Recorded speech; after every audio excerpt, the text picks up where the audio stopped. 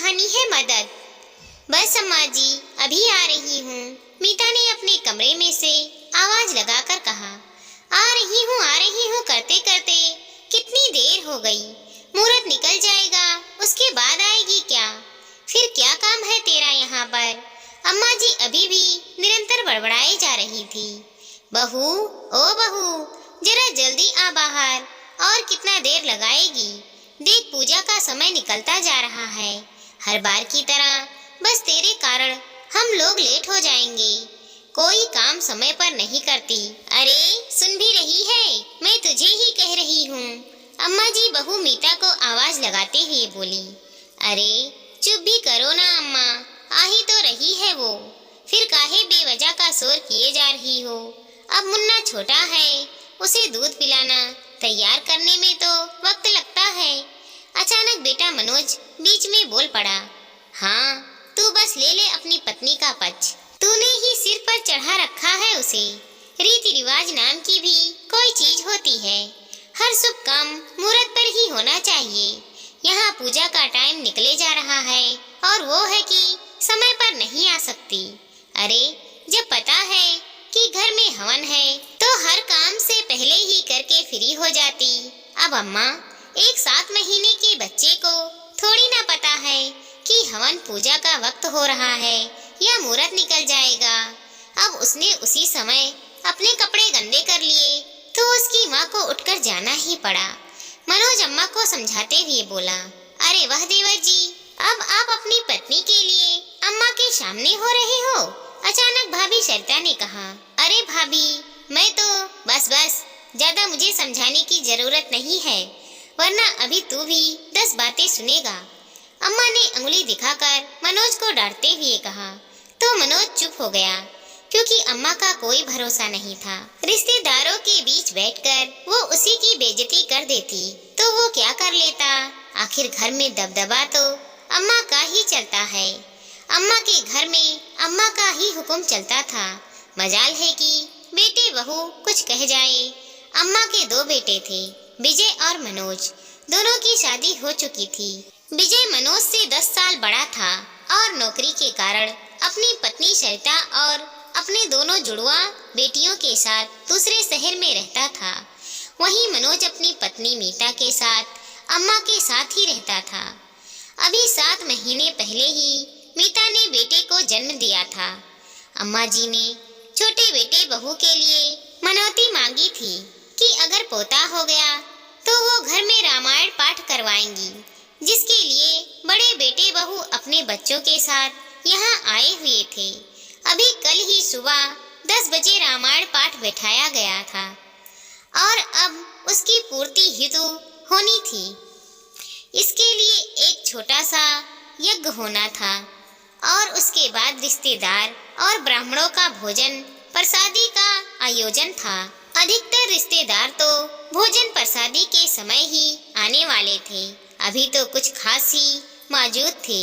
अब हवन में मीता और मनोज को ही बैठना था। बस उसी के लिए अम्मा जी मीता को आवाज दे जा रही थी। लेकिन समस्या ये थी कि मीता ही अधिकतर काम संभाल रही थी, तो भला वो कैसे समय पर तैयार हो पाती? अम्मा जी ने तो काम करने वाली रखने से ही मना कर दिया था, वो भी ये कहकर कि तुम 2 बहुओं हो, मिलजुल कर संभाल लेना। इधर जेठानी सरिता तो किसी भी काम में मदद ही नहीं कर रही थी। उसे किसी काम के लिए कहो तो वो बस बार एक ही बात बोल देती थी। मैं तो शहर में रहती हूँ, मुझे क्या पता कौन सा सामान कहाँ रखा है।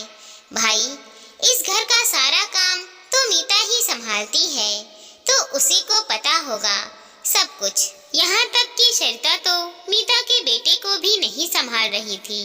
सुबह मीता ने 1-2 बार सरिता से कहा भी, तो सरिता ने मुंह पर ही जवाब दे दिया। हमने भी तो हमारे बच्चे अकेले संभाले थे, अब तुम भी संभालो। हमारी मदद के लिए तो कोई भी शहर में नहीं आया था। सुनकर मीता को बहुत बुरा लगा। इधर अम्मा जी भी अपने रिश्तेदारों से बतियाने में लगी हुई थी और साथ ही साथ बीच बीच में काम में मीन मेघ निकालने में लगी हुई थी। लेकिन पोता होने की मनौती मांगने वाली अम्मा जी भी अपने पोते को संभाल नहीं रही थी। एक बार मीता ने अम्मा जी से भी कहा था, तो अम्मा जी ने भी जवाब दे दिया, बहू ये तेरा बेटा है, तू उसे संभाल। घर में इतने लोगों को देखकर बच्चा भी थोड़ा चिड़चिड़ा हो चुका था। फिर भी उसके बच्चे को तो आए गए रिश्तेदार में से ही लोग बीच बीच में थोड़ा संभाल रहे थे, लेकिन बच्चे को भूख लगे या बच्चा चुप ना हो तो वापस मीता को ही पकड़ा कर जा रहे थे। और उसके ननिहाल के लोग अभी तक आए नहीं थे। आखिर उन्हें भी तो अपनी बेटी और उसके ससुराल वालों को हवन पूजा के बाद कपड़े पहनाने थे, तो पूरी पहनवानी लेकर आना था, नहीं तो उसकी नानी मौसी ही उसे संभाल लेती। लेकिन बच्चे ने कपड़े ही गंदे कर दिए तो मीता को ही उठना पड़ा। लेकिन अब बच्चे से ज्यादा तो मीता चिढ़ चुकी थी। खैर थोड़ी देर बाद मीता तैयार होकर अपने कमरे से निकली। लाल रंग की बनी वर्क वाली बंदेज साड़ी पहने, दोनों हाथों में 5-5 चूड़ियां पहने, हल्के फुल्के गहने पहनकर वो तैयार होकर बाहर आई। मीता को देखकर अम्मा बोली, बहू ये कैसे कपड़े पहनकर बाहर आई, और ना ही कोई श्रृंगार किया, थोड़ा तो ढंग से तैयार हो जा, आखिर तुझे पूजा में बैठना है, जा जाकर तैयार होकर आ, हम पूजा के लिए थोड़ी देर और रुक जाएंगे। अम्मा जी मैं तो बिल्कुल तैयार हूँ, और मैं हवन में अब ऐसे ही बैठूंगी, मीता ने जवाब दिया। ये सुनकर अम्मा जी तुनकते हुए बोली, हमारे घर की बहुएं ऐसे हवन में नहीं बैठती हैं, जा जाकर ढंग से तैयार होकर आ, कोई भारी सी साड़ी पहन, गहने हैं तेरे पास वो भी पहन, हमारी भी कोई इज्जत है। अभी तेरे मायके वाले आकर तुझे इस तरह से देखेंगे तो हम पर ही उंगली उठाएंगे। अम्मा जी मैं ही उन्हें जवाब दे दूंगी, कोई कुछ नहीं कहेगा आपसे। मेरा बेटा परेशान हो रहा है, उसे मुझे अकेले ही संभालना है। आप लोग तो मेरी कोई मदद नहीं कर रहे हो, ऊपर से मैं इतनी सारी भारी भरकम चीजें पहनकर बैठूंगी तो मेरे बच्चे को चुभेंगे, मीता ने कहा। इससे पहले मीता कुछ कहती उसके मायके वाले आ चुके थे। आखिर उसकी मम्मी ने समझा बुझाकर मीता को तैयार करवाया और उसकी छोटी बहन ने उसके बेटे को संभाल लिया। खैर यज्ञ हवन सारा काम हो गया, लेकिन अम्मा जी मीता से नाराज थी, बात तक नहीं कर रही थी। लेकिन मीता भी अब उन्हें मना नहीं रही थी। इस बार सबसे ज्यादा खुशी तो उसकी जेठानी को मिल रही थी। वो तो बहुत खुश होकर अपने शहर रवाना हो गई थी।